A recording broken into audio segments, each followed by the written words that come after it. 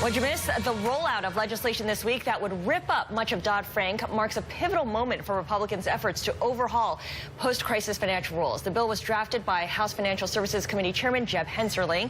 He joins us now with Bloomberg's chief Washington correspondent Kevin Cirilli on Capitol Hill. Kevin, take it away.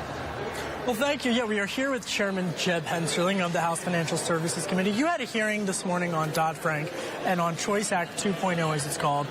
What would Choice Act 2.0 do that's different than Choice 1.0? Well, they're quite similar, but the most important thing is we're going to promote economic growth. I think there will be greater financial stability. We're going to get out of the bailout business.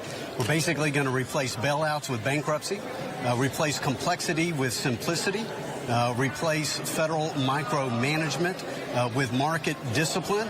And of all the Obama-era regulations that have been imposed on our economy, none are worse than Dodd-Frank. In fact, Dodd-Frank imposes greater regulations on our business enterprises than all the other Obama-era regulations combined. This is an economy under the Trump administration that's poised to take off after all the years of Obamonomics. But what we've got to do is we've got to have fundamental tax reform.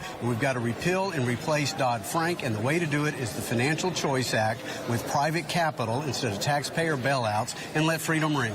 Let's talk about the ending of private bailouts, because last week President Trump signed a series of executive orders and memorandums that would review orderly liquidation authority. That came up several times during the hearing earlier today.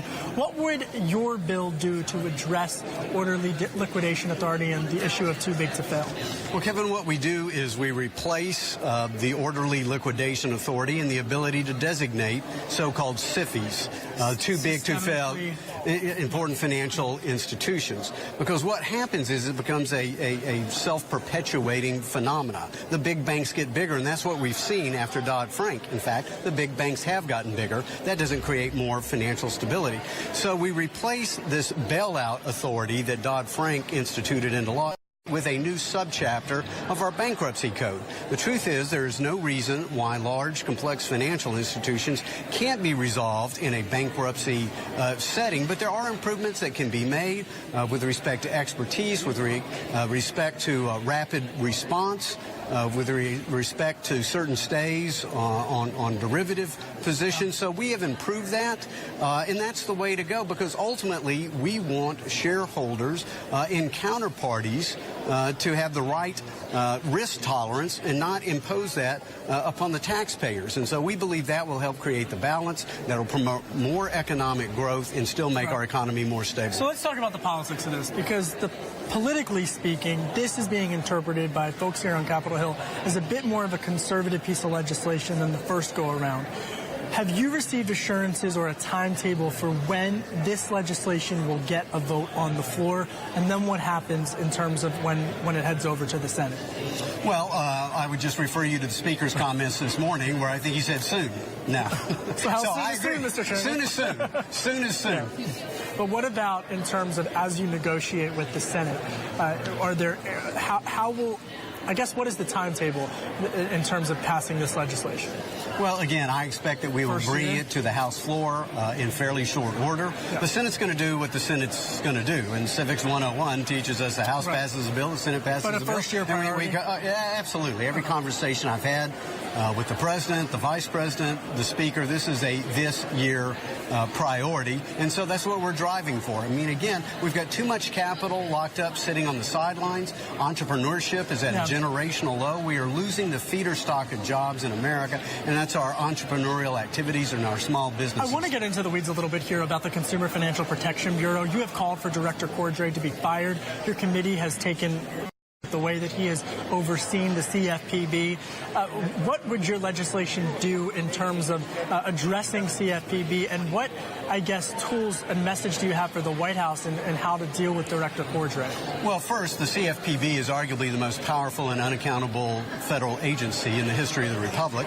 It's also, I think, one of two federal agencies since the New Deal where its structure has been ruled unconstitutional by a court. We have completely lost checks and balances. We have completely lost just due process. And so anybody who believes in the democratic process cannot believe in this particular institution, because one unelected, one unaccountable official can decide what mortgages we have on our home, what credit cards go into our wallet. What we would do, Kevin, is to create an institution not unlike the Federal Trade Commission, which is a pure law enforcement agency. Number one, the most important way to protect consumers is through competitive, innovative, transparent markets. Should Director Cordray be fired? He should have been fired yesterday, the day before that. I don't understand why he's so. Well, I don't have the ability to fire him. I've certainly encouraged the president to do that. I hope they will do that forthwith. They have the legal ability to do it. And under Mr. Cordray, unfortunately, consumers are in many ways worse off. We have lost free checking. Bank fees have gone up. The ranks of the unbanked have gone up. I want to talk about banks, because another thing that your committee is looking at is investigating what went wrong with Wells Fargo. Now, Democrats have made the case that the reason you need Dodd-Frank is to prevent issues like what happened at Wells Fargo from happening again. But you make the case that Dodd-Frank and regulators perhaps dropped the ball, and that this perhaps is a system that shouldn't have been made. Number one, how would your legislation prevent Wells Fargo from repeating? And number two, what is the status of your investigation? Well, number one, it is the work of Congress to make the law. The executive branch is supposed to enforce the law, and I think it's fairly clear that the CFPB was a bitch. I mean, we have produced documents that show that for all intents and purposes, they didn't even launch their investigation until after Wells Fargo self-reported. This really had to do with an investigation by the LA Times in the Los Angeles city attorney's office. CFPB, all they did was swoop in to gather a few headlines to impose a fine. So there are approximately 24 major consumer protection laws that are on the books. We would have an agency that is totally devoted to enforcing the law, to really be a cop on the beat, because unfortunately what happened at Wells Fargo, I mean, it's just basic fraud and basic theft that's been around since the dawn of man. CFPB had regulators, OCC had embedded regulators. I don't know why they didn't do their job. Maybe it's because they were too busy making the law. Maybe it was because they were too busy renovating their luxurious office space, which is going to cost us $200 million. Maybe they were too busy fighting off the charges of racial discrimination within their own agency. We should note that these are allegations that they refute. I do want to quickly, last question. Big tax reform plan that was just announced regarding a comprehensive tax reform. Do you have any concerns about, number one, how to pay for this, and what do you make of the president's tax proposal? Well, unfortunately, it was just released, and I literally came from committee and literally came from the House floor voting, so I haven't been able to see the president's plan, but I heard it contains things like cuts and flatter systems, so I think I'm probably already there, but I need an opportunity to study it. What I know about it, I think will be helpful. Nothing says economic growth quite like fundamental tax reform. As you well know, we have the highest corporate tax rate in the industrialized world. If we want to get competitive, if we want to bring jobs from overseas and bring them back here, we're going to have to dramatically cut that corporate rate, business rates. And middle-income workers need a fairer, flatter system. So, again, I haven't been able to study the plan as of yet, but from what I know about it at kind of the 50,000-foot level, I'm intrigued, and I'm glad the president's offering it. Let me ask you about your recent trip overseas with House Speaker Paul Ryan. You visited several countries, including the United Kingdom, and talking about the importance of NATO. Tell me about your trip.